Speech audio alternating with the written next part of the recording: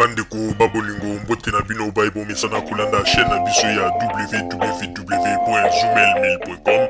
Lelo tozali na sengo pona ko présenter bino ba émission na bino obo mesana kozela. Ngai papa Roger Babo lelo na ko présenter bino ba émission obo mesana kozela mokolo na mokolo pona ko talisa na bana ya Congo eloko nini oyo tobombeli ba. Rosalie Lokosu na zui responsabilité monene na chaîne ya www.zoomelmail.com pour na kotalisa na peuple congolais vérité to bosolo oyo nini esengeli na biso bana ya mboka toyeba esika oyo bato bazali kokangela bato misu to bazali koyebisa bato ba makambo oyo ezali ndenge wana te ebongi malamu ete biso bato ya Zoomelmail totombola mongongo pe toloba tolakisa bango bosolo po ete mboka na biso ekende liboso po ete ba peuple congolais bayeba eloko nini tokoki kosala po ete nyonso tu ezali kaka mpona lokumu ya mboka na biso po ete ezali esengo mingi mpona kotangusa bosolo na kati na biso ba diaspora congolaise oyo tozali libanda ya mboka. Na ntango oyo bozala kaka bisika bozali nde bokolanda basango ya www.zoomelmail.com. Bandeko babolingo mbote na bino baibomesana kolanda radio Zoomelmail. Bandeko babolingo lelo tozali na sengo mingi pona ko présenter bino ba émission ya mokolo ya lelo. Lelo tokoyamba bongo ndeko na biso congolais na kombo ya Monsieur Bonagata. Lelo tozali koyamba Monsieur Bonagata oyo azali bongo na minute oyo na Kinshasa pe toyambie na émission ya lelo pamba te po ete tokoka kozwa mwa ba éclairage to ba lumière na mwa ba point oyo tozali komona flou na ba bilobela mingi ezali kolobama awa na kati na internet na nzela ya Facebook oyo ba congolais bakoma bilobela mwanza. Yangana oyo ezali mokolo kitoko oyo tobongisi bongo pona koyamba ndeko Bonagata pona kokoka ko éclaircir situation oyo bato bakomi kolobaloba babengi yango bilobela mwanza. Yango wana na tango oyo yambote to yamba ndeko na biso Monsieur Bonagata tokosenga kuna na régie na papa Roger tshela biso nano mwa mondule sima na yango toyamba Monsieur Bonagata oyo azali sikoyo na mboka Kinshasa azali kolanda biso. Papa Botamba mondule s'il vous plaît. Ennemi ya Congolais, Congolais mosusu te botika kokosa babomi Congo tozongisa makanisi na nsima ya 32 ans wana tokoyeba bangu na Congo.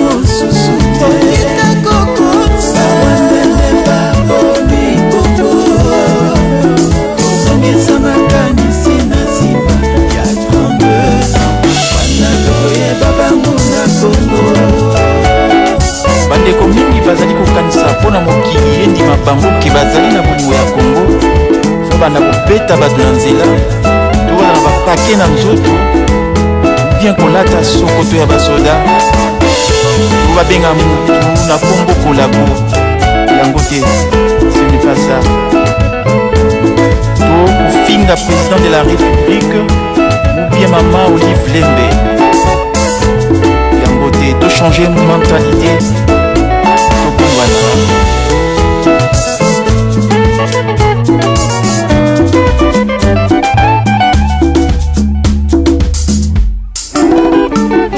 Na yo na oya ngai soki ezali malamu nde totongi mboka ngai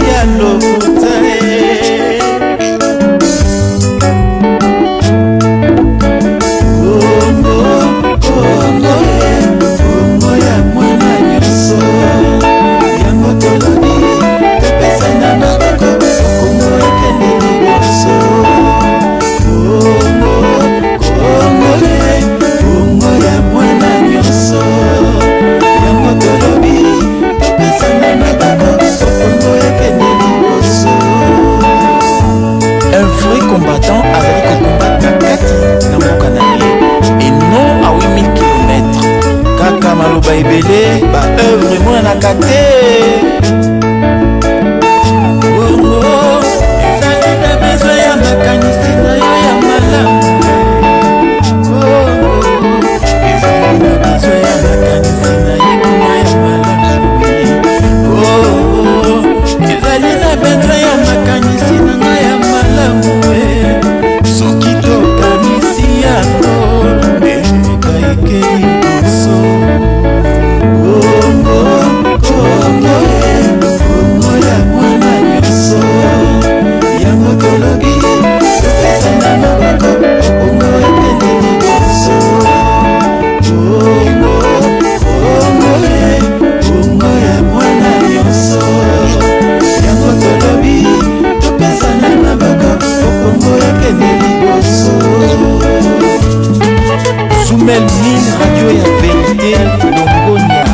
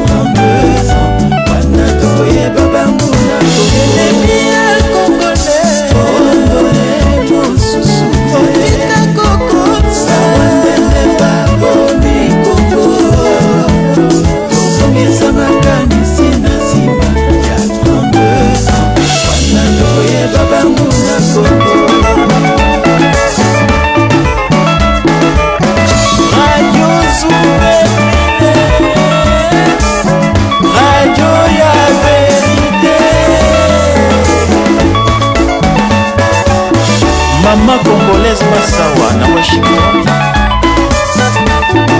Oli Matondo na Katikali. Muna Bwala. Guy Lucepe na Katia Hollande.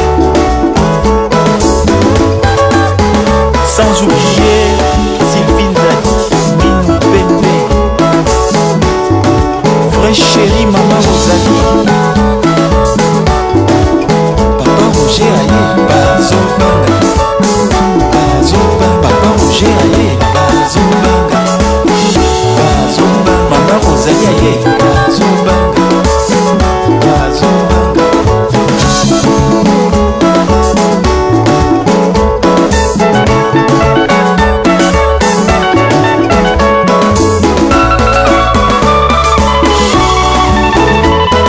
Mon petit bateau, mon fingi bateau, mon petit témoignage à ma béco na mboka. Bola bola. Tobengi ye nani ye kibola bola.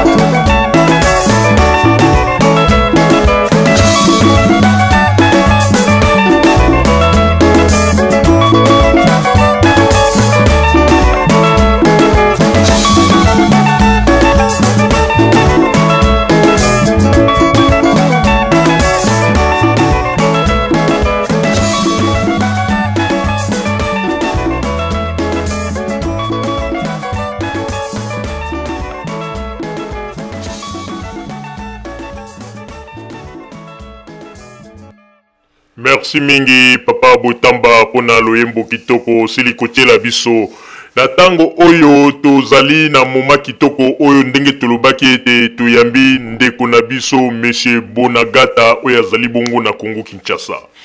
Na banzi ete bato mingi bakomituna Monsieur Bonagata yende nani yango wana na tango oyo totiki moma malamu oyo bongi ete Yemoko Monsieur Bonagata oyo azali kolanda biso na minute oyo azali na Kinshasa azali invité na biso mekana nukoyebisa na bandeko oyo bazali kolanda yo ozali nani eloko nini osalaka pe talisa bango bomoto na yo sima ete to continuer masolo na biso malobo ezali omboka wa yo Monsieur Bonagata s'il vous plaît.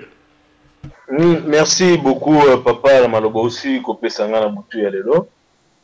Ndenge uti koloba yango si bien ngai kombo na ngai Bonagata nalinde kona bino congolais na botami na Bakongo na botami na Matadi pe na kolinde na Kinshasa Et voilà, on a tangi bakilasi na Kinshasa, tina sisi na université de Kinshasa, on a classe sika, on a sala sciences politiques, et sika ni na silisa yangwana. Donc, nazali congolais, le Kolabino de Nassi Koloba, nali membre ya PPRD, et voilà. Donc, là, on a signé na Kolobara na Butu ya Lolonde yangwana. La fonction est intéressante dans le Bangwawa, na kati ya radio, mais nali mutu oyo vraiment activiste, alors activiste vigilant oyo a soutenir vraiment chef de l'État. Na ba démarche nyonso azali kosala, surtout na la direction oyo azali kopesa pona mboka na biso. Impulsion oyo azali kopesa pona mboka na biso. Yango nde ezali vraiment cause na ngai ya ko soutenir ye. Yango nde ezali souci na ngai ya tous les jours ya ko soutenir mutu ya lolenge wana pona zotala nde musika. Bato bazotala musika te, bango nde bazo comprendre te. Mutu azotala ka lelo yo, ya ko comprendre lelo komoko te. Mais mutu azotala lobby. Azotala lobby pour nde ekozala. Il n'a pas compris que non, et c'est na biso mutu ya bongo. Omoka o ebebaki makasi. Ebebaki makasi, tozali ko bima mke na kati ya gouffre place de outil. Pe lelo to komoko presque to bima. Donc sengo ngande ya mwana na motu ya lolengi oyo. Na tête ya l'état, impulsion o azali kopesa na kati ya mboka oyo. Na ebike d'ici là, ba congolais se sourire et kozonga makasi. Ya bilongi na bango, pe ba ride et kosila. Donc voilà, pour la première intervention. Merci mingi, monsieur Bonagata, pour na kotalisa bomoto na yo. Na tango oyo, tozali na esengo ya koyamba yo pe to remercier yo pour na ko répondre na invitation na biso ya mokolo ya lelo. Lelo tozali na mokolo munene oyo tokotuna yo ba mituna motoba pamba to 6 na français ndenge balobi pona koyebisa biso ko éclaircir biso na situation oyo ndenge ezali koleka na mboka po ete biloba loba toyoki mingi bikoma koma na ba internet toyoki mingi yangwana yo zali mieux placé oyo tokotuna o ba mituna yo moto zali kuna na Kinshasa sur place o meka ko éclaircir biso mwa ba makambo yo po ete tokoka to ba auditeur na biso mosusu ba koka kolongola makanisi na bango likolo ya ba rimer oyo zanga tina oyo bato oyo bazanga ka eloka kosala ana poto bazali na babiloba loba soki olandeli yango okomona ezali bongo te yango wana pona kolongola ba makanisi oyo ekangami na ba cerveau ya bato mosusu na biloba loba ya ba combattant oyo bazali kokoma bikoma koma oyo ndenge balobaka bikomela mwanza lelo to sengi malamu ete yonde okoka kopesa biso lumière na mwa makambo ebele po ete yo ozali sur place kuna na terrain okoki kopesa biso lumière na makambo wana kasi po ete tokota na kati na ba mituna na biso na kopesa bongo mama Rosalie po ete yende moto akobanda kotuna yo motuna ya liboso mama Rosalie na pesi yo maloba. Merci mingi papa Roger pona kopesa ngai lisusu maloba. Bandeko ba bolingo kaka ndenge papa Roger awuti koloba. Lelo ezali mokolo kitoko o ebongi ete tosilisa nano ba bilobela mwanza o bato bazali koloba loba de gauche à droite o bazali kokoba bikomela mwanza. Lelo nde ndeko na biso na kombo ya monsieur Bonagata o yazali bongo na Kinshasa yende akokoka ko répondre na mituna o tokotuna ye ezali kaka 6 questions otokotuna ye pona kolinga kosilisa ba rimer ya bato bazali kokoma bikomela mwanza awa na ba internet na makambo na bango oyo ndenge toyebi ezanga tina. Pona yango motuna ya liboso nazali kotuna na monsieur Bonagata. Monsieur Bonagata mekana nuko éclaircir biso. Éclaircir biso na situation oyo ndenge nini tomonaki un soi-disant journaliste moko azali awa na kombo ya Roger Bongos atiaki na mikoleleki na internet na page ya Facebook atie ebale moko ebale yango pe couleur ya bleu bandeko ye alobi ete ebale wana nde ezali fleuve Congo atie mwa nzoto ya moto moko ezali kobina likolo ebale pe alobi ete ba soldat oyo Joseph Kabila likidaki oyo abomaki bibembe yango ekomi kobima na ngambo ya kote ya Congo Brazzaville. Mais eloko ekamwisaki biso tomoni couleur ya ebale bleu lokola océan to lokola mer. Mbala ya liboso na mona fleuve Congo ekomi na couleur ya bleu. Alors tolingi totuna yo motuna po ete bato mosusu bazali kokoma ete non ezali ya solo malgré to discutaki tolobaki ete wana ezali couleur ya fleuve Congo te.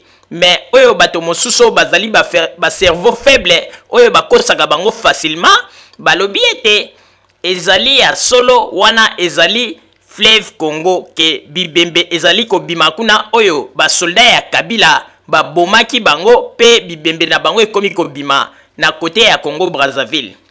Mekana nu kopesa biso lumière na likambo yango. Est-ce que depuis bino bovandi kuna bosibo yoki ba makambo ete kote ya fleuve Congo bibembe ezali kobima ya bato oyo bazali koboma po ete meme bato mosusu balobi ete bato ya IDPS pe mosusu babomaki bango bamemi babibembe na bango esika ekende yebana te nzoka babwakaki bango na fleuve Congo. Mekana nuko éclaircir biso poto yeba likambo yo s'il vous plaît papa Bonagata. Maloba ezali omboka yo s'il vous plaît. Oui, merci maman Rosalie na maloba aussi likopesa ngai. Oko remarquer même ata ndeko na ngai oza na régie na bosa ni kombo excuse ngai papa na bosa ni kombo donc papa o excuse ngai mamke ako remarquer yemo ki to solara na e papa Botamba. Papa Botamba, voilà. Papa Botamba, voilà. Donc to solara na e na si lundi pour y savoir que na émission jeudi. C'est bon problème zate na route la disponibilité to tane to bongisa yango poto bande to niveau au sola na bande konyoso. Pendant ce temps le mardi na kendaki Brazza. Na ça il y a des jours. En fait ça il y a un jour d'abord. Là il y a mardi na zongi mercredi na poko. En fait mercredi à 16h déjà na zongi. Bon, na évité fleuve Congo nini oyo batusu ba combattant. Ne ba message na musala ba montage ya kosala kokangisa ba image pour toujours ba meka toujours ko ba intox na internet ne ba mesana ou comment parce que nga zaki na Brazzaville vraiment na évité très calme aujourd'hui canaux rapide na yokati ici au comité na Brazza so yibe moza ina ma tato mona ngo bibembe wapi bibembe zali esikani moi zali ba Roger Bongos wana c'est ça masolo ya lokuta. Il y a toujours au côté intoxication partout. Même à tâche à mon non, on se voit que ça les élites ont échoué, mais ils ont toujours continuer à créer ma stratégie pour toujours ça ma bêtise, quand c'est internet, ma montage et consort pour avoir le moyen pour s'échapper. Même à tel Bembango, on doit couper na mai, on doit couper à zini na mai. Donc, kobimane a kobimane ça a fois quatre c'est na ngambo baza. Bakata ya fleuve nous to sara ngo do mutsora ni na mai le faut retrouver ka corner na Brazza vraiment bon quoi ça va congolais ti wa bateau et ça va vraiment pas si so la bandeko ndeko congolais vandika na ndaku na ye loko ya kuna bozana na ba haut débit internet haut débit fibre optique obe na Congo bazo toujours au bunda hein vraiment au bunda ikolo ya fibre optique fait faut que la Congo. C'est tellement besoin de la fibre optique, rapidité à connexion, bateau va commis vraiment na habité. Tout ça vous avez dans la chambre là, à suivre image, à coller, pas à créer actualité là. Mais c'est diabolique, tout le monde est comme diabolique et comme une possession. Donc vendika pour créer le coup. Au lieu aux autres peut-être on ça recherche, tu vas informer les locaux est important. Loko zali ya malonga yo zutana yo kaka pona koloba makambo oyo za ya lokuta vraiment ngai so na ki mwana mukie eke papa na ngao sala musala ya lolenge vraiment franchement nako kata pasi mingi na mutema so nazali mwana na liko comprendre makambo papa zali ko sala uvande zumo na papa na yo banda banda liboso internet parfois na café ne mupanzi bien na bière na ye afana zo mela na ye so tazo lia eloko mo mupanzi. Et avant de voir le temps en Lukuta, Internet. Définition de Lukuta, Lukuta, ça a été un an à cause de ça. C'est là, tout le camarade a aussi. Oui, voilà, vous avez Lukuta. mais oh ba va l'intérêt za sala makamba lolengi ma sa mazo ko sa pe batu asa makamba lukuta donc d'ailleurs na rolo ba mingi parce que na uto ko ta même matin na ba site ba kati groupe na bango lelo na meka ko boka test na kati parce que na kota ba groupe na bango leso na meka ko boka pe test na kati na to mona ni mo ya parfait quand de ko parfait quand ko za na photo mais bon to ko mana kawana alobi déjà na moi déjà il a commis marque non le chef de l'État est décédé tout ça donc to ko mana kawana to sur la ngo so poser une question bongo pour ça la passe na le côté la battu ya boui le chef de l'État na kati Kinshasa yo ko ba kaza décédé il y a des informations sur tout ça donc na éviter donc yango na zali ngo ko pour la première question na bibi merci. Deuxième question, ezali bongo motuna otokotuna yo bandeko na poto awa bazali koloba ete gouvernement esali politique moko ya ko négliger courant ya SNEL ya kosala ba délestage pona nini moment oyo ezali moment oyo bazali kosala pona kolinga kolimwisa bato ko enlever bato pona kozwa occasion ya kokende na babutu kokota na bakartier pona ko enlever bato nyonso oyo bazali ko supporter Etienne Tshisekedi pe bazali kosala ba assassinat pona kolimwisa banzoto ya bato oyo nyonso tu bazali ko supporter Etienne Tshisekedi mekana nu koyebisa biso éclaircir biso est-ce que ces derniers temps na Congo ba disparition ya bato ezali ebele na kati ya Congo oyo bato bazali kolimwisa oyo ba famille ebele bazali kolela bayebi banzoto ya bandeko na bango esika ezali te oyo gouvernement ya lelo ezali kolimwisa bato yebisa biso bosolo po ete awa ba makambo ekomi kolubama balobi ete yango na basali système ke balingi te SNEL apesaka courant na bato po ete ezali stratégie ya koluka ndenge nini ya koenlever bato na bakartier oyo ezali bakartier bidon pona ndenge nini bato ya sécurité bakotaka na molili pona koenlever bato wana alors pesa biso nanu ba éclaircissement basi baenlever bato boni pe ba famille boni oyo ezali kolela kuna na Congo o bato na bango baenlever oyo gouvernement enlever oyo lelo bazali kolela pe makambo yango bazali kobomba na cc mekana nous ko éclaircir biso ndeko Bonagata yo moto ozali kuna na Congo s'il vous plaît. Merci papa pour la motuna na yo franchement ezosala da posa ya koseka hein donc degré ya intoxication comme na Congo to comme lukela wata na Congo parce que tozo ba soutenir ce dans la planète nini na kotala batu ya lolenge ya boye oyo tozali kovivre na bango oyo tobeki bakongole na kala ebazali mutu ya bwani ya mutamaele mutu ya alukaka azali mutu ya kimia mutu alingana ne baproblème na batu te mutu azotala kaka oyo aye otala nini esengi asala mpona bana ne bavivre po famille ezala malamu congolais biso toyebaki bakongole nde bongo na kosenga ma bandeko bali ba combattant bandeko nyonso congolais même dans de mauvaise foi bali ko sala musala réunion va se remettre vraiment en cause va vanda ibata ke donc mboka ngoza ya biso nyonso to luka ko construire yango to luka ko bongisa yango oleke to kina masolo lokuta ba bisa be lisolo mususu o emetama awa na kata Kinshasa ya lokuta avant de répondre à question na mino baloba ki ezali ne mwasi mwa za muluba akanga suki agenda okanga mama Olive suki mama première dame na biso suki akomi kuna azokanga suki chef de l'état abimaki ye kozonga le monsieur Kabila abimaki ye kozonga yokuta mwasi wana azokanga suki sikoyo bon nayebi te so ezalaki su nene explication bapesa biso kama masolo lokuta toyokaka yo voilà fiango bayo yebisa chef de l'état kaza muluba bino lembo ozo déranger pouvoir nanga bino baluba azwi masasi azwi revolver azali abeti est-ce que vous pouvez imaginer le solo ya bongo le solo le lenge ya boui vraiment est-ce que vous pouvez imaginer ça malgré ta Congo ma solo ya bongo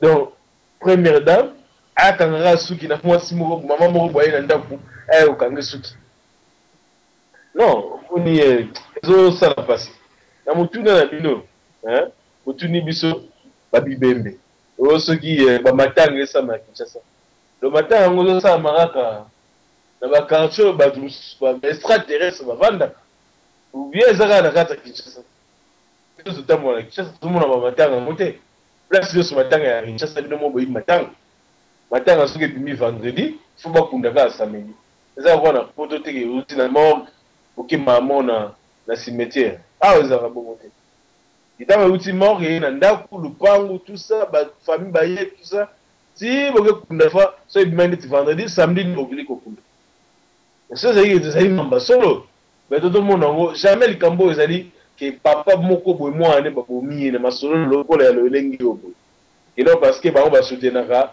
pouvoir ya Kabila te papa moko te akokanga monoko ne parce que candidat chef de l'état aleka ata na TV te ata na TV na bango baopposition bachaîne na bango elekaka oyo totalaka ezalatisaka aleka ata na chaîne na bango moko te akende koloba makambo oyo ke mwana nga kufi parce que boye na boye tout ça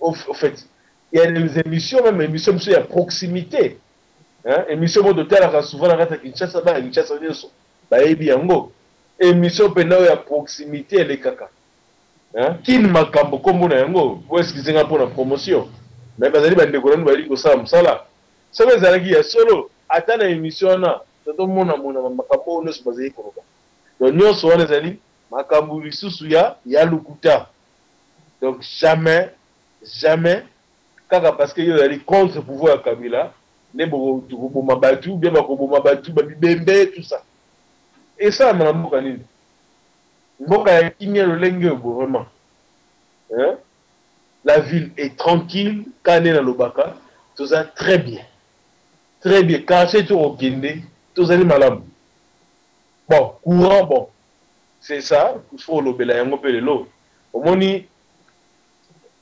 pays oyo ezalaki na bamikakatano ebele oyo même na rapport ya banque mondiale reconnaîtra que pays oyo il faut encore 40 ans po ebima na place esika ezalaki ozali komona donc makambo mingi ebebaki ozomona eyosalaki même inga oyo epesaka biso courant inga ezalaka au moins na 9 turbines sur les 9 turbines oyo ezalaka na inga 3 pamba esalaka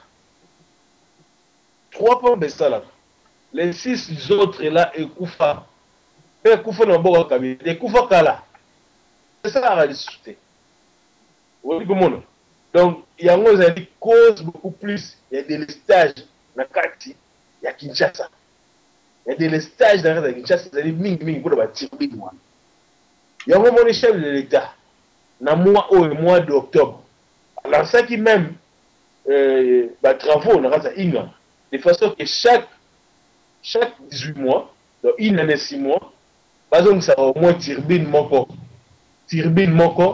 en activité donc chaque après peut-être 2 ans turbine moko ezonga en activité et comme 4 ainsi de suite ezali musala oyo ezateke lelo kaka possible non pour réhabiliter yango ezwaka temps et en plus de cela oteke beloko moko papa Kinshasa ezalaki mboka oyo ezali construite hein? C'est une ville qui a été construite il a passé peut-être 1 500 000 habitants mais lelo oyo Kinshasa tout ça au moins 10 millions au moins tout ça 10 millions d'habitants à Kinshasa ça a décalage nyonso wana mutu nyonso azali atongi ndaku na ye azala besoin nini courant eza fulani atongi ndaku na ye kuna na masina azala besoin ya courant otonga ndaku na IPN azala besoin ya courant donc par raccordement peu frauduleux et comme peu ebelé donc yango Monique Joseph Kabila na nouvelle initiative azala ngo surtout le projet na ye o azali na yango il y a révolution et modernité. Dans le domaine de l'électricité, il faut repenser le système. Le système doit être repensé. Canaliser qu'est-ce qu'il faut faire pour le délestage et si la Kinshasa. c'est vrai ba turbine faisons là te commenter ba 5 6 turbines ou en activité allez après la Kinshasa tu ba nini faut sengi na biso c'est la pour là to comment ebele na kala tu sengi 1,5 million na Kinshasa on a fait des ba 1960 biso to ça raté ça kala ba 1970 80 là on va peut-être comme botama vous monde mais c'est wana ba histoire ba de dessin beta mate mais mboka ezali ko fungwama OK ba ko demso ya kisenso na kati ba rifla o mona banda ko nzoto ah mboka ezali ko fungwama alors ba tout le monde a besoin d'une courant ba pe besoin d'une mai alors faut que donc développement wana il faut payer landa donc ba misala nyoso ya l'électricité même à la régie des eaux il faut landa par rapport au pays à la population les alliés pour s'accroître et ici là malembe tu peux trouver les mamans nous soit la solution et ok malembe donc c'est comme ça.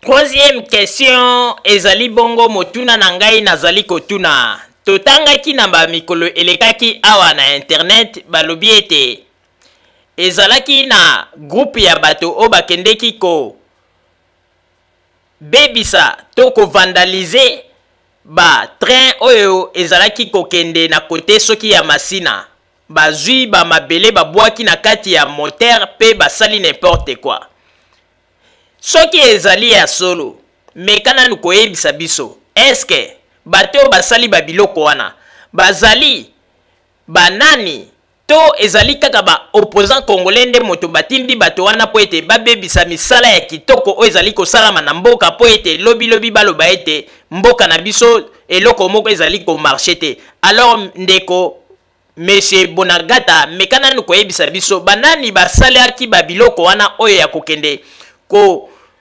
saboter ba train oyo batie yango pona bolamu ya population pe kozwa ba mabele ko bwaka na kati ya moteur ko bebisa ba makambo nyoso mekana nukoyebisa biso situation yango ezalaki ndenge nini éclaircir nano na ba diaspora baye balikambo yango ndenge elekaki s'il vous plaît.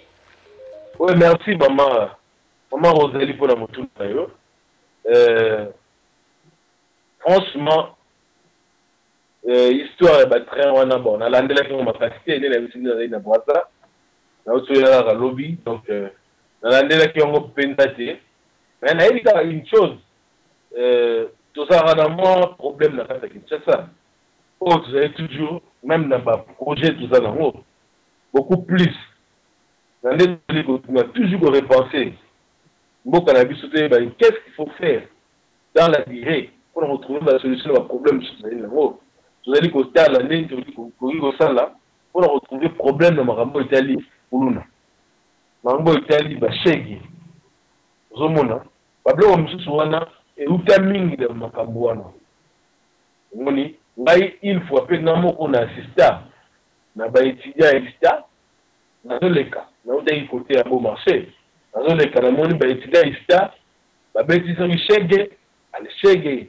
et un groupe mais elle comme une confrontation il a dit merci ba 2007 2008 donc assistant est là au moins bon na négo le kana mutuka na na dit ah donc makambo il faut retrouver une solution au moins prolifération de l'église oh ils sont pas dans la mine ça et même pas problème surtout l'église de réveil au moins tout le monde est soit des prophètes aïe même pas de l'autre makambo l'église oh makambo bana banokanga bana ba sorcier et bandi leloté et bandi pala Joseph Kabila et bandi banda ba 91 ba 92 makambo o na ko ba zomon et ça va continuer makambo parce que tout ça il faut combattre yango pasteur roya o za prophète amoni ki mona zando ba joue bibisi na nda ba bengani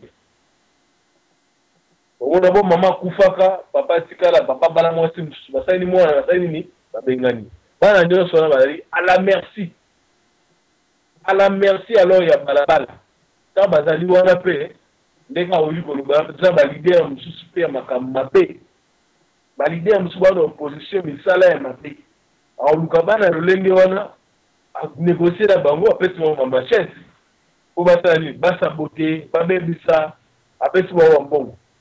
Mais curieusement, tout le monde avait dernier baba la soupe, il faut dénoncer. Les politiciens tel, après ça, ils sont bons, ils sont en machette, tout ça la bonne mère, ils sont en salade de ligne, ils sont il y a un moment où ils sont sur la machette. Tout le monde a, on a pas l'accent, on a TV tout à l'heure. Donc, et comme il va comment thème à proie facile, bah non, non. On tient ça comme le côté à l'estime à bango. Et quand ça va avoir une incompréhension à bango, mais pour on va très pénal na yebi pénal la précision té. Et là on va se renseigner mais faire l'estime, on va faire sabino éclaircissement en ligne semi. Et on va aller dans le maman. Quatrième question, oyo tozali na yango ndeko Bonagata mekana nuko éclaircir biso situation oyo. À chaque fois toyoka kaka batu ya IDPS bazali ko accuser que gouvernement esombela batu ya PPRD ba moto na ba machette pona ko kende tango nyosu ko menasaka batu ya IDPS. Pe balobi ete ba sala système même ya soki moi trouble linge salama batindi bato kuna na siège ya IDPS pe bake ko sala trouble dernièrement oyo ndenge mobulu oyo salamaki ndenge balakisaki e bato ya PPRD bakendeki kotumba siège ya IDPS to lingi nanu omeka koyebisa biso est-ce que ya solo penza bato ya PPRD bakonzi ya PPRD ba arma ba congolais oyo bato na bango bapesa bango ba arme blanche pona kokende kosala ba trouble kuna na limité epai ya bato ya UDPS. Est-ce que makambo wana ezali vrai? Est-ce que ezali vrai que bazana ba moto bango nyonso tu na ba machette oyo bakende kosala ba crime na bango oyo balobi ete bato ya PPRD bazana ba moto na ba machette? Mais kana nous ko éclaircir biso situation oyo s'il vous plaît. Oui, merci papa pour la question na yo. Na évité wane Roma comme na Congo za milice bieza nini wana autorité mo a kotelema apesi ba militant arme ba machette ba beso ba moto pour ba kinda pour saccager ba siège à batu bien non c'est faux tout ça c'est faux les alliés partis politiques organisation parti politique organisation non. Il y avait des motos na PPRD bandi les lotés. Banda 2008 ba moto ba ida na PPRD. Ba moto dans la ville. En cas où il y a des actions mo les PPRD zeli ko sala, ba tout temps na banzela na ba drapeau ya PPRD tout ça. Pour ça la marketing ya parti na bango. Pour la ba tout ba sala. Mais dire que va pesa ba machette, ba dire ça n'importe quoi, ça c'est faux. Ça c'est bon ba faux fouillant. Au moins, il dépasse, papa. Ça dit parmi parti où on a compris que tellement ça est fierté pour gagner l'élection, tout ce qu'on dit. Abanda qui a formé tout l'élection à la tête. Comment est-ce qu'il y a un mot? Parce que le CENI, il est un organe indépendant. Parce que le CENI, on a un serveur central. A raison moko ba yela biso na campagne oyo autre type de avant campagne wana avant de manda campagne ba raison moko ba to ba yela biso mais non et sagesse comme de celle qui doit accompagner mon élection pour de battre bango na ba élection pe makambo pesa nini esila basi ka kimia parce que ba yaki na ba raison ebele là il faut comprendre que ba tout ba tellement prêté. Parce que les moyens pétés, peut-être, mais non, il va frotter à nos troubles. Il va des ordres, ou soit des élections à la tête, ou soit ceux qui n'ont pas. Mais tout le monde qui va malamu, c'est vrai qu'il n'y a pas. C'est ni pena, et même qui biso pour aller organe pour les alliés, les biso sont congolais. Et ça, organe indépendant. Mais c'est vrai, il y a des gens qui biso. Ils sont sur la terre politique, ils sont sur la partie politique. Si élection, si ma campagne, si ma machette, ma nini, tout ça, je sais c'est un cas. Il y avait quelques affrontements. Il y a des IDPS. bauti kotika la candidature ya président na bango bazozonga baki kosakaje yura PPRD bamitu quand même badipo ezali liboso PPRD batumba yango nani ayebi lisolo atera na nchafa na bango bayebi yango sikoyo arrivé ke na pokwa nango mpe soki RLTV mpe eziki yo bona we bon oyo RLTV oui ouais bapreuve elakisaka ezalaki bato PPRD bayebi balle blanche mamno soso koloba makambo ato yebi yango te est ce que un militaire bakopesa arme atambolaka nango non police esali mosala nango aza na makati ya mosala babengi service régalien na ye police asali mosala na ye ya rétablir l'ordre public ya rétablir l'ordre na kati ya mboka asali mosala na ye voilà oyo baluka batia désordre police eza wana mpona kogérer bango eza te besoin batroubler ordre public mais baballe blanche banini na bamilitant c'est faux bamachette na bamilitant c'est faux bamilitant batikala jamais aussi na bamachette na kati ya mboka surtout na PPRD esikala jamais kosalama nabi bien jamais.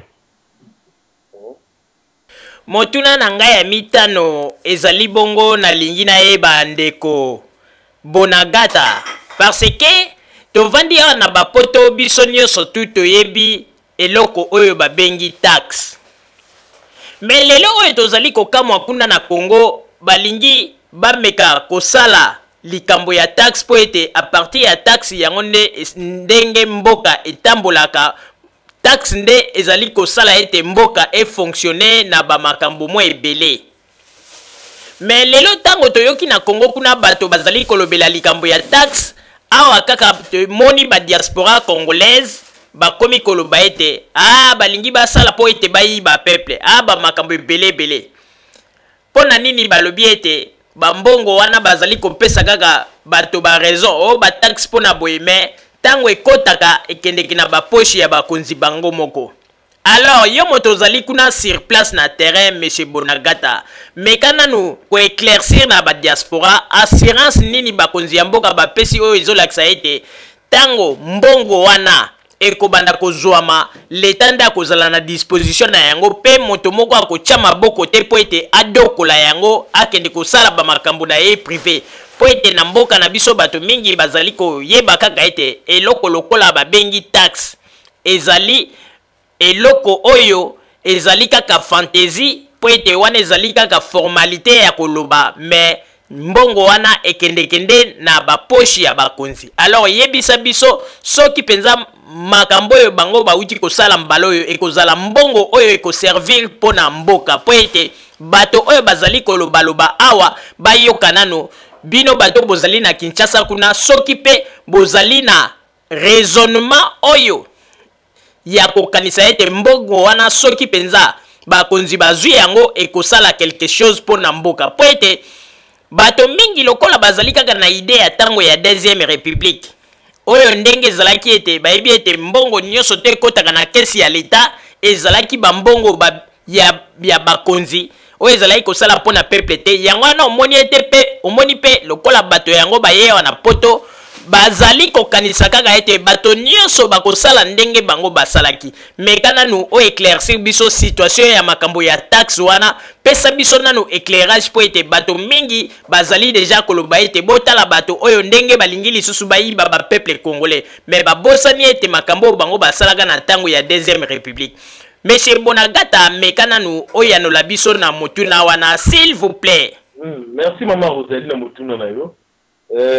Tokoye biloko mo na bi taxe c'est la valeur ajoutée oyo to bengi TVA zali fo ba congolais basi la koyeba zali pays oyo to rectifia ça de signer traité ya Ouada awa na Congo Brazzaville TVA déjà zala et quota déjà en activité kala la Gabon n'en parlons pas peut-être dans autre pays comme Cameroun ils allaient déjà. Pourquoi pas quand on a Congo tout ça fait la TVA? Dans ce temps, la dernière mois, il y a lobby. Le lobby c'est mardi. La télé président Sarkozy. La télé. Elle dit toujours, elle dit qu'on martelait même sur la taxe. Oh, il y a la TVA, donc sur la TVA. Elle dit même qu'on martelait là, ok, non, il faut que vous augmenter. ils ont moyen eux permettre à Namboka et arriver à vous subvenir dans la besoin sous au Sengeli ou soit dans la besoin sous Sengeli pour économie et à Mboka si la vendre.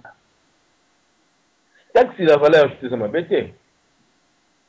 Et même le document en 2009 taxe sur la recette de TVA à la France et comme même si à niveau il y a de 169 milliards. Et en 2010, 171 de 171 milliards d'euros. Pourquoi pas dans le Congo? Tout compte s'appelle taxe. Les taxes de TVA et si la côté et permettre de payer dans le Congolais et permettre de payer dans le gouvernement congolais et arriver à régler certains problèmes pour les publics arabes. Taxe sur la valeur ajoutée dans le Congo est très important. Nous vivons dans le monde, nous vivons dans le monde, dans la vie, dans le monde, bien dans le pays, dans la culture, taxe et vanda. Et le monde a une valeur de taxe. Dans le Congo, de vanda, bamboula, tu vas foutre la taxe. Tu vas foutre la taxe. Dans un endroit où tu as taxe, tu vas foutre la taxe. Tu vas foutre la taxe. Alors, il y a des moyens, il y a pour critiquer l'État, alors que ça peut être l'État moyen et permettre que l'État soit en charge dans ma bébé dans la mboka. Pas fonctionner par exemple, les salaires, tout ça. Mais la taxe soit et permettre de payer. Même à tabac, on salaire va fonctionner peut gonfler sous. On m'a comme sous par rapport au budget d'un toujours en place. TVA est très important. Mais par contre, l'usage nango dans les bandes les agis expliqué bien. Il y a certains commerçants, verrez, certains commerçants vous avez toujours de mauvaise foi, qui ont profité, dans les locaux. On va ça nini, au TVA. Vous recevez un maïboui na bidon boy, il y a 5 litres de somba. Maïa vous met là-bas au pire de somba. Babissio, les aïe nango 600 francs, absolument. Donc, 600 francs pour la TVA. Donc, les commerçants ont profité. Alors, Mikolo, on va mesure et ça en place. Babilo, Kouana, ou va commerçant va profiter qui wana, et ça va sauter. Il va profiter qui? Parce qu'il y avait des produits qui étaient exonérés. Des produits peut-être de première nécessité. Des produits locaux, même, par exemple.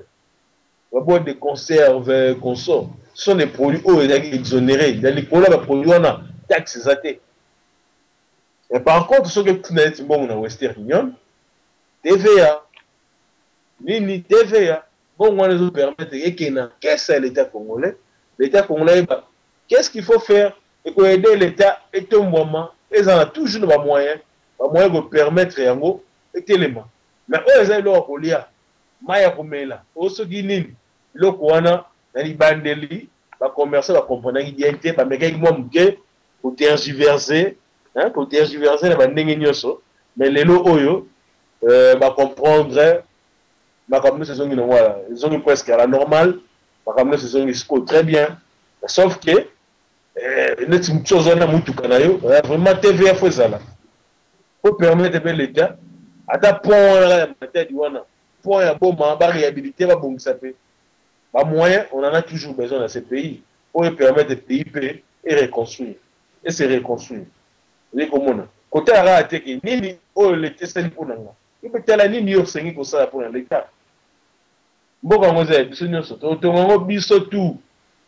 avez la main de la pâte pour beaucoup de tout. Vous avez dit que les leaders,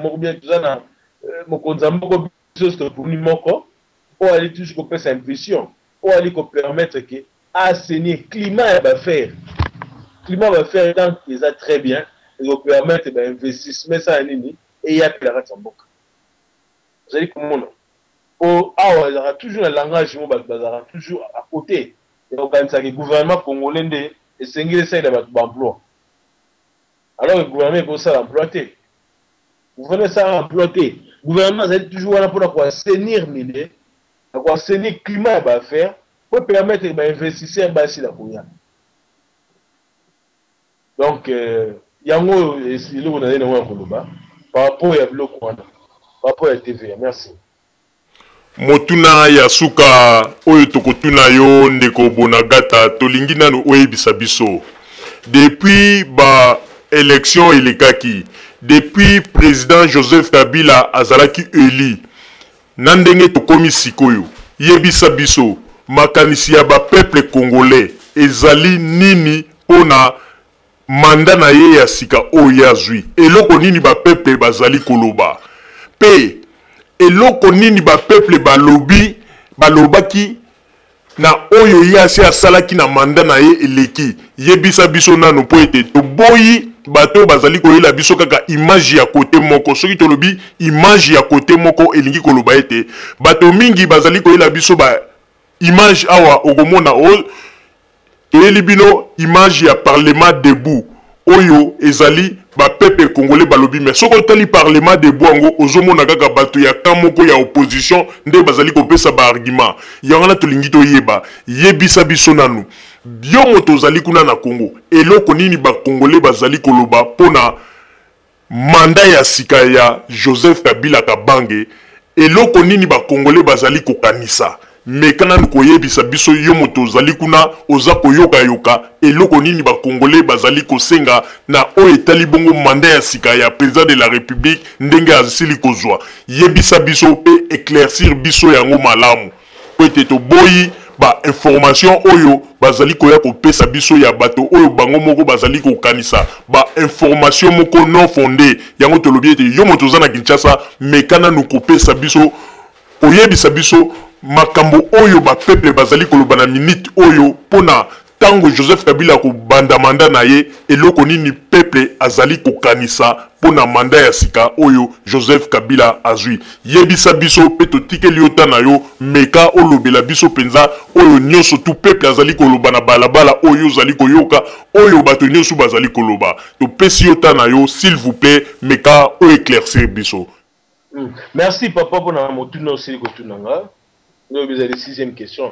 On a dit qu'on répondre. Mais non, c'est pas avant de répondre. Yango, na mega kolongola un peu équivoque. On a dit mutu oyo na travers aminka la maramboteli internet. Hein, na rolinga jamais na clôturer intervention na ngai. Ya poko lelo sans que na relever loko. Hein? Premièrement ba congolais nyos boli partout dans le monde entier. Et c'est ngeboye baké. Oko toujours te ko c'est continuer. Pour continuer ko démarrer na kati. Toujours rouler dans la farine. Le coup, la bandenge, les politiciens, l'opposition va compter toujours rouler dans la farine. Le lengue bango balingi. Et c'est nabino, vous avez toujours vraie information. Ceux qui m'ont fait sa information, vous avez rattrapé un esprit pour ça la vérification. On a beaucoup de internet, peut-être un commentaire inutilement. Et là, on a toujours plusieurs fois. Vous allez comprendre. Au moment où le chef de l'État, le parfait quand a commis que le chef de l'État a allé dans l'Inde à Koufi. Donc, c'est confirmé tout ça. Tant moutou avant de commettre le Bongo. Et quand il y a le au commis, il y a un plaisir nini. Tant un degré. Il y a comme vraiment diabolique le comprendre le coin. Donc alors que le chef de l'État biso stoyebi po biso sto monaki mardi akendaki na Kasangulu. Ake Kasangulu la ferme na ye. Bon, autre comme déjà vendredi, donc lobby jeudi, chef de l'État azaki na ayambaki délégation mo Alliance Club na Kingakati. Bato bamonaki de pana ye na GLM ndenga bimi esika vandaka na mutuka ye moko na volant ndenga mesana ye moko kumba na ye wana zo kende tindenga kene na Kingakati abimi boulevard du 30 juin ndeka bakanga batena mituka po mokonza zo leka policier roulage ya bisimbo tsa mpanzi aleki petake Kingakati siko mutabo bolo bakufi bonokosa banokosa rabino timu kolonini on comprend les textes maramios balo bano c'est le kuta au lieu que na fungona ta na mona ba commentaire ebile na eso ça vraiment na soni comment on comporter ba Congolais ba se comporter ba ite o ba Congolais lo lenge nini tout ça na bango donc yango non elle a levé vraiment équivoque wana ko ba ndeko ba sila ko comprendre malem ke ba ko sami tellement mingi ba yebisa ba 120 jours na Chine oh azimbasu paralysie handicapé oh tout ça si suka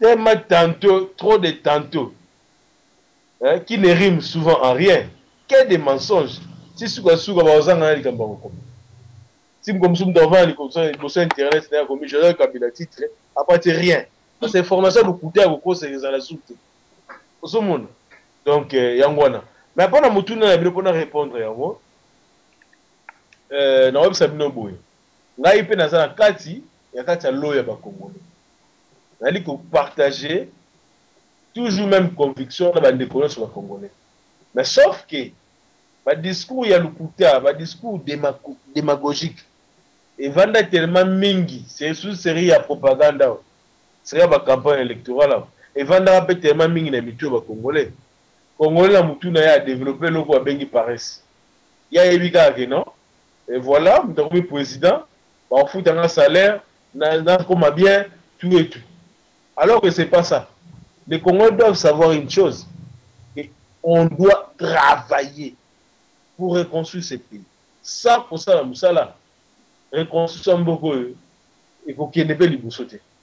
Donc Congolais ba gouvernement na yé ils sont ba gouvernant na yé ba ça na besoin na yé yem de gouverner ba besoin na yé pour azope pierre na yé atia na kati édifice wana kunda couper tout mama nda côté le bato ba côté mala ko ba lobi ah kabila na azu pouvoir bon ça gravité pour aller qui ka présent na biso nyos to bandaki mais beaucoup plus ça bon ça ni bumu to le lemo malamu o ba salaire bon beaucoup plus ba bara na loko mais par contre ce que na ba ba intérieur dans la province bango bazana wana te ba ba luka peut-être ba hôpitaux ou ya kolia ezala toujours en abondance kuna na la vana na bandu na tangi na internet na zo na yebi makam na zai koloba zomon na tangi na internet ya bandu na yebi makambo na koloba zomon kolia ezali zomon tema ya kolia ezala ngo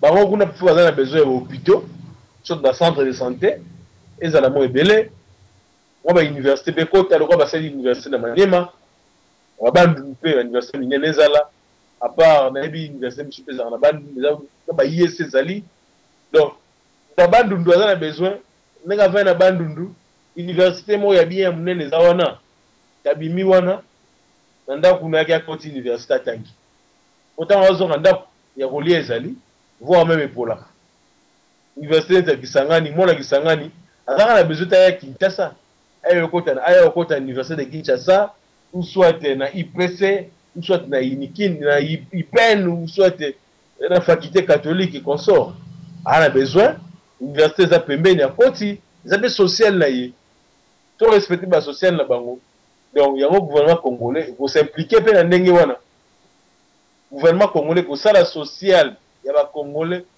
compte tenu ya esika bavandi ba bavanda kitasa bien entendu na lobaka même na intervention na ngao ya intervention uti koleka kiko bavanda kitasa ayeba ke ba ko s'occuper na makambo itali kolia na ye kolia na ye salaire bonga yango ba TVA o lelo na ba budget zali ko vuta mekala mingi taw ouais 2012 va voter il faut compte en exécution parlement yango de est vandisi dans une majorité déjà donc parlement comme dans une majorité wana to oui parce que ko lexe ba loi o esengeli au social yango ba ko ba kinois donc faut le baga mingi ba kinois o bangonde biso nyoso ba kinois to ko vanda tout ça beto mona marqué ya kolia comme na ta Kinshasa parmi ba mesure monsieur ali que non gouverneur a vu la Kinshasa au Bogotia chef de l'état lobby en même na discours na ye ya ba v le 31 décembre quand avec le président ba v alobaki yango cette fois-ci a kotia bat oyo bali compétent Donc la règle est d'or. La règle est d'or, il y a chef de l'État cette fois-ci. Donc, nous sommes pour diriger. Et la gouverneure qui ça. Pour être voter. Mais nous sommes dans la structure où on a pouvoir. Nous sommes dans le gouvernement.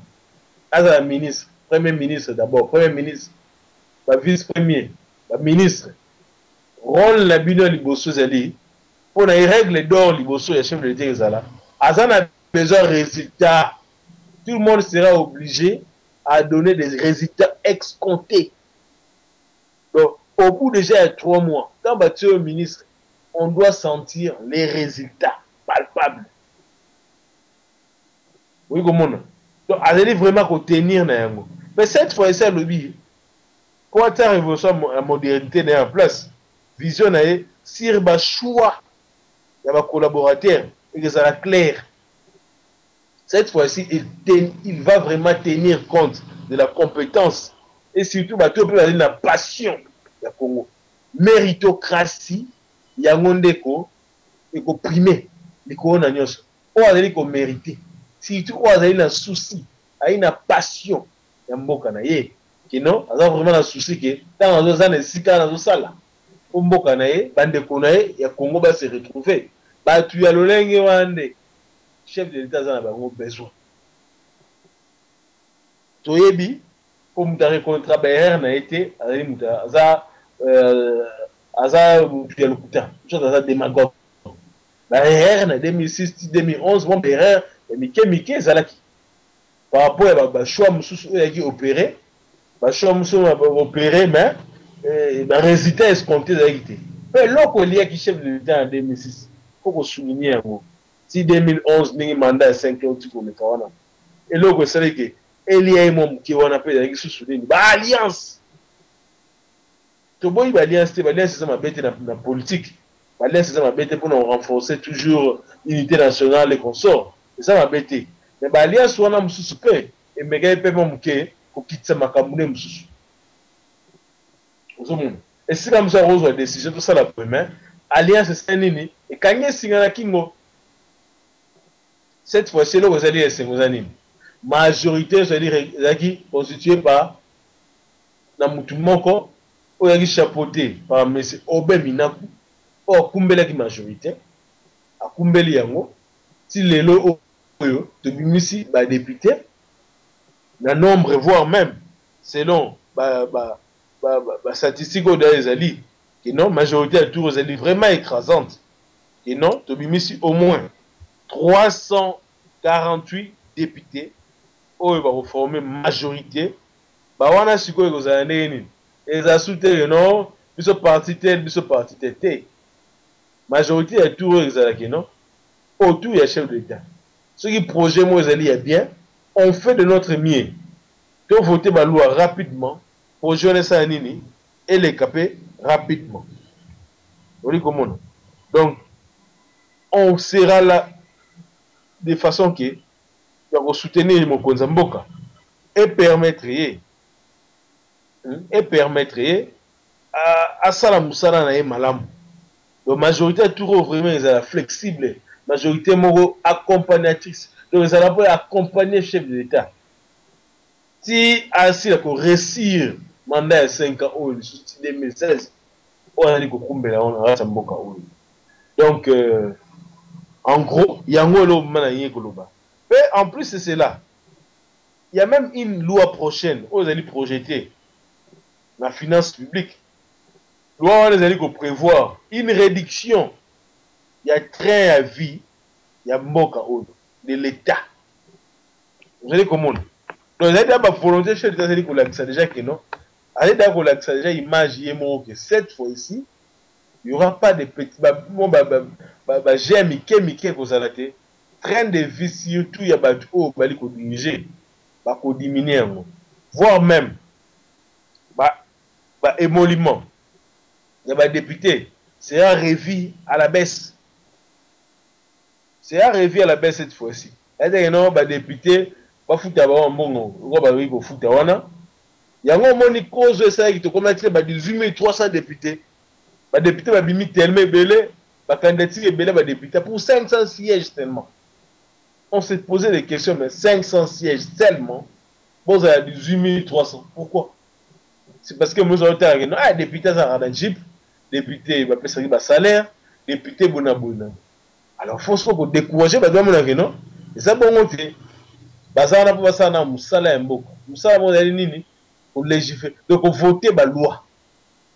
Ça, on a bien un beau salaire, on a bien pour un boca. Vous savez que non? Député comme affaire. On sait combien affaire comme ma bé. Donc, on a un bon appétit, allez, n'importe quoi l'équipe. Non, cette fois-ci, on va revoir tout ça.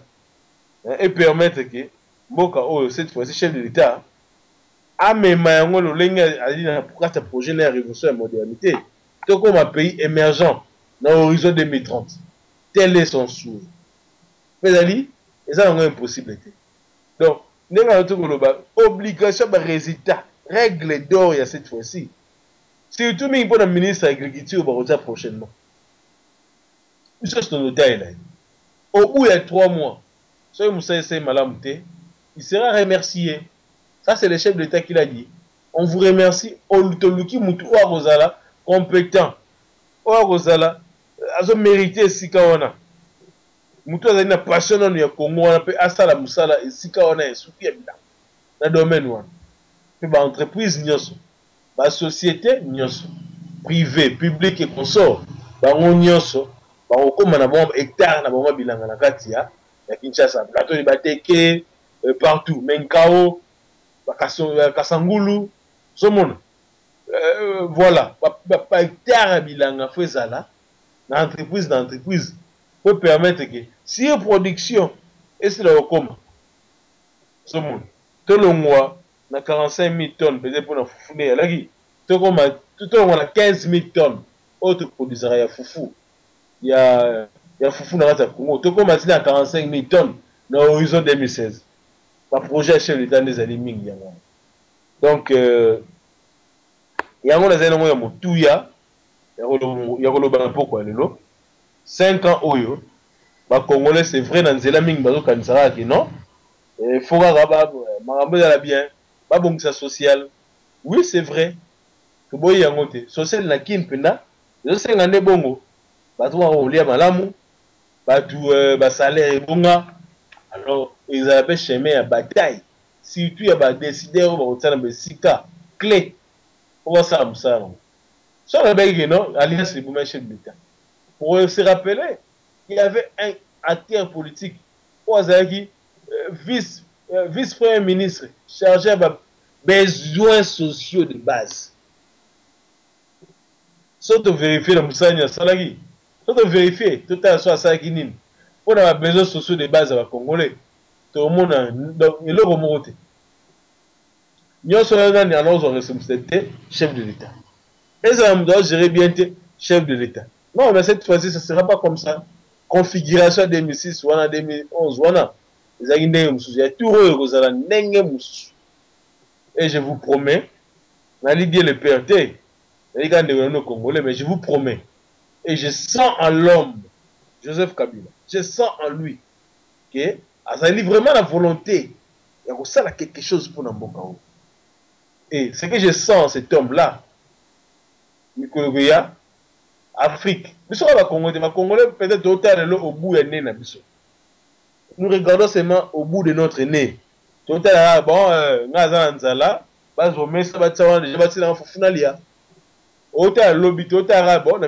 immédiateté.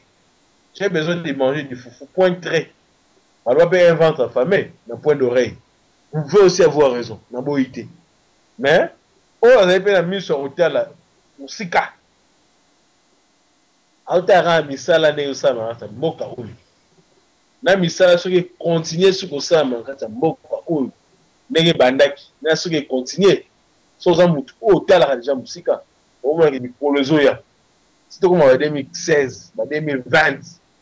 Le soleil Congo ribeta mandinga malamu. Et ça ba empreinte au Joseph Kabila a otika pona kata biso na mboka. Bon. Yango ya mutu ya zaina mo ya koloba na poko ya nene. Merci. C'est une question, monsieur, tu répondre là. Merci. Merci mingi monsieur Bonagata pona maloba na yo na ba réponse oyo sili kopesa biso na banziete ba diaspora congolaise mingi oyo ba mesana na biyoka yoka ya ba Facebook bazwi mwa ndambo po ete tokoki kozwa yo ta mingi te po ete lelo ezalaki kaka topesa yo kaka mwa mituna wana ya moke oyo euti epai na biso moko na ba constante osalaki na bato oyo bazali kolobaloba mingi na Facebook kokoma bikomela mwanza na banziete bato mingi bazwi mwa quelque chose na oyo sili koloba yango wana na minute oyo to pesi yo tana yo meka koloba mwa liloba ya suka ya mbote toka bwana na minute oyo to pesi yo maloba s'il vous plaît. Bon, merci monsieur mon frère Nengo Pesika sou maloba na opesa conseil moko na bande ko na biso ba combattant omoni système so les en rata mboka na bino ba combattre système politique mo vous en rata mboka so régime mo en rata mboka mais faut pas ba gelo mo biso ba congolais to ba gelo moko ba combattre jamais système ou régime tout en étant libanais régime so on continue un régime wana ou soit aux wana na kata régime aux accompagner régime wana et ko sunga et longola par rapport à personne parce que les Congolais doivent être responsables et ali mboka na yo so au moins gelo au moins na mode d'accord par rapport à la gestion ya mboka nezeli ko salam yaka il y a des Congolais ou de diaspora et belé bazoya na mo de domaine moko par exemple na ebi moko aya le bon nga na yena projet na nga ya ba panneau solaire et non des mots ils en ont sa mboka na biso au lieu de souffrir non voilà courant bon na ba projecteur tout ça na ba balabala c'est un bon projet ba projecteur nous c'est dans la banzela on nous bazo ça na ba o ba kotsana nzela ya qui a limité pour projet dans la monarchie baba l'hôtel la minda na boulevard Lumumba on a ba commission 4 bandes bazo linga sko ba tia ba projecteur sko projet ya muto ye na ngo lobi ala kongola uti allemand kala kwa bino muzara allemand aina projet na ye ba kotia ba panneau solaire likolo et ba projecteur nyoso ba alimenter yango ba kangi bien na moi boye ba bomi na bango na tongo ba bomi panneau solaire zo a magazine moi ekoti pan peut-être comme à 17h pan allez ba alimenter panneau wana toujours lumière ti tongo c'est qui c'est un Congolais asali constate ali que non na place oyo ezo faillir il prend ses responsabilités par rapport à information à une poto aye na ngona Congo et contribuer kwa msuk baya poubelle de Kinshasa au Bonaboé, parce que système ya ko tumbara ba chasser hein koko un système balo il y a un terme spécifique balo ba risika wana le bas ba chasser tout là ça mboka pour chasser ce côté na ça m'appeler rolo na bilanga place wana iko bimate ba chasser ce côté où mais la ça m'appeler ko ça même un siècle ozomon ay na projet na ye et on balongo la ba chasser ba ça voilà ce sont des Congolais qui doivent encourager. On a encouragé à beaucoup plus. Hein? Mais c'est Elogate. Même à mais c'est Henri Magie. Hein? Papi Tamba. Ce sont des gens qui ont encouragé à Makasi. Batali qui ah Mboka. Déjà ça va. La place de Outa, la place de Zoko Malelo, la place de Lukato Kende, la place de Komilelo déjà ça va. Qu'est-ce que nous devons faire? Nous devons maintenant toya la kati ya régime oyo to mona oyo to sangisa maye na bandeko et permettre mboka biso sa nini et connaître éclosion mboka na biso telema et fungwama pourquoi pas bino ba combattre au bolekisa air na poto bandeko musu na poto sur des expériences belé na domaine songolo to pakana ozo lekisa air na kuna pourquoi mboka na yo ezali mutolo nde ba mutolo na yo bakunda yango na mboka na yo so botama bakunda mutolo no awo lombrine bakunda o esawo Olex etana na puto pourquoi so na projet ya nango hein buta rankine ala Congo za raté Congo za appelé rankine de nature so vous avez un projet yakana yango elongo ce projet ezali malamu anapi ezali hein il y a tout un service public qui est na mboka oyo elandela bloc wana oyo ezali chapeauté par professeur Boua Bouakaïm alandela makambo wana so za investisseur oye chez oye pa na ye ozui bako pesa yo ba permission na yo donc il y a des documents qu'on remet là-bas ba pesu yango hein la licence qu'on sort le permis d'exploitation tout ça par rapport à l'eau ça là aussi projet na yo c'est bien il y a aussi un financement la banque pourquoi ce projet va refinancer yango pe la banque comment déjà bien dans ta Kinshasa va financer ce projet na yo et permettre que on soit un plus au banque ça de reconstruire mboka na yo on le l'extraire à tout moment devant internet na yo na bière no mupanzi ozo beta yo ozo mela ozo comme n'importe quoi ozo l'extraire hein ozo l'extraire ndeko donc bon la muka biso bako to la muka biso bakongolais avant que comme trop tard to la muka to meka ko apporter un plus dans notre mboka na biso so za na projet yakana ngo tozali biso bandeko na Congolais pe toza so veut une contact tozali tozo ba contact to bengani tout ça projet ça bien OK et permettre que mboka peut gagner un plus dans ta projet wana mais tant on na pe bongo zo permettre que non banga o engager pe 2-3 personnes et zo ngona ka mo ba chômage muke pe par rapport à climat on va faire to ko vendre ça mboka donc voilà boya Bolanda surtout exemple Harry Magie bino ba combattant voilà l'exemple là azali na bino na France azonga la Congo 2 ans 3 ans azali ali ko apporter quelque chose par rapport au à mon akuna par rapport à la sagesse bien intelligence oyo amega ko zokuna na bakira sa sala yikuna ole ki bozala à tout moment collection herbe temi na coin to ka masolo belé et moi ça la passe bande ko bakoza la bako kuma bossa niveau pourquoi hein donc en conclusion non seulement à s'adresser à nos combattants à s'adresser à nos congolais nyonso il y avait une phrase dans ce plan Makassi les faits l'auront désiré Kabila nde Koloba nous devons nous prendre en charge prenons-nous en charge congolais hein prenons-nous en charge toi ba grand garçon de komokola toi subala mikete zomon man c'est quoi peu histoire man c'est si là Jésus a multiplié ba pain depuis histoire Jésus a multiplié ba pain les l'homme a moins de ça m'a souté a multiplié lipa litembi les le ça m'a été les l'homme en bas buka bunda okozwa misal les ali na mboka o il y a des gens tous les jours on engage des gens tous les jours malgré que ezali suffisant peut-être pour na batu nyonso mais soya malem mais on engage des gens d'autres personnes aussi on appelle un soutien peut-être que non de comment ba compétence n'est pas celle qui va suivre to iba to ngana iba ma camarade bon peu belé on va dire que ça là na mboka o o teli pe un fond na yote na Congo vos hommes il faut aux na mutu pour soutenir yo non pas forcément hein pas forcément so za compétence na yo bi ça msana yo pas ko yo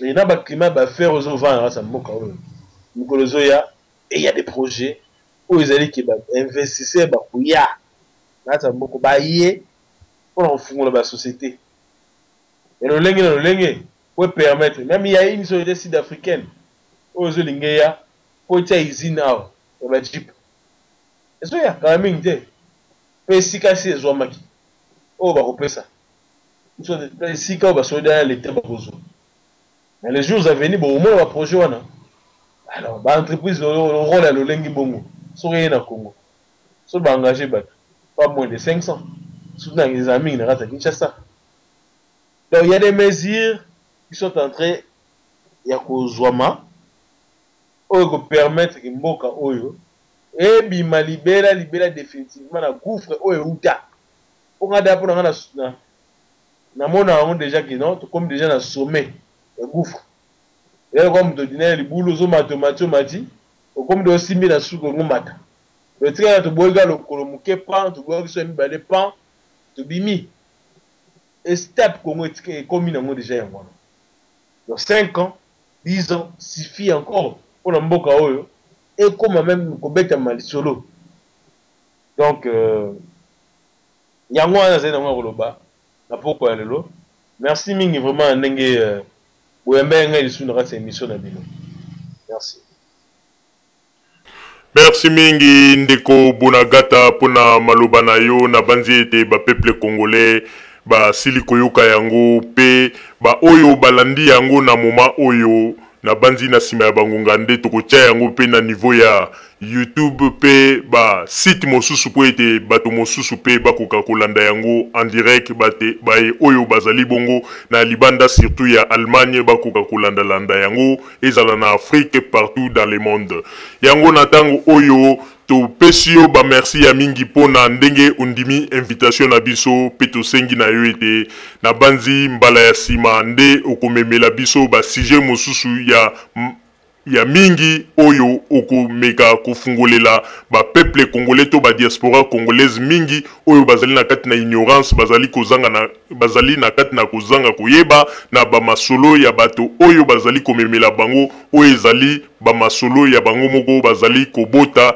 na sima ya ndako pona kokosa ba peuple congolais yango na tango oyo bandeko babolingo bino baebo utaki kolanda biso na moma oyo totiki moma kitoko oyo esilaki koleka entre biso pe na monsieur Bonagata na ba mituna osili koyanola na banzi ete bosili kosepela na yango pe tosengi na bino ete bozala kaka bisika bozali na sima ya bangonga nde tokopesa bino basango na bino oyo tobombeli bino ya radio Zoomel 1000. Merci.